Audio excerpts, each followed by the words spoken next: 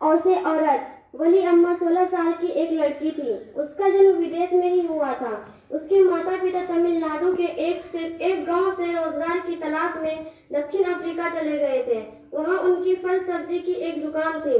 सन 1913 में वली अम्मा के पिता की तबीयत खराब थी, इसलिए वे सत्याग्रह में शामिल नहीं हो सके। सत्याग्रह जोर पर था।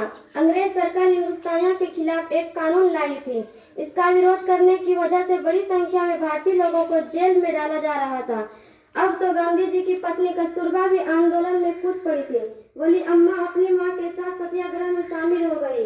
सरकार के विरोध में दोनों को 3 महीने जेल की कठोर सजा हुई। वहाँ खाना ऐसे की खाया ही नहीं जा रहा था। जेल में कठोर मेहनत करनी पड़ती। यह सब 16 साल की बड़ी अम्मा पर बहुत भारी पड़ा। वह बीमार हो गई। अधिकारियों ने तरस खाकर उसे छोड़ने की बात की। उसने मना कर दिया। अन्याय करने वाली सरकार का रहम खाना उसे मंजूर नहीं था।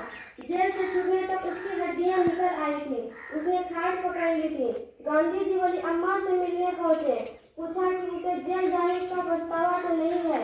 वली अम्मा बोली कि वह फिर जेल जाने को तैयार है। गांधी जी ने कहा कि इसकी कीमत उसकी जान भी हो सकती है।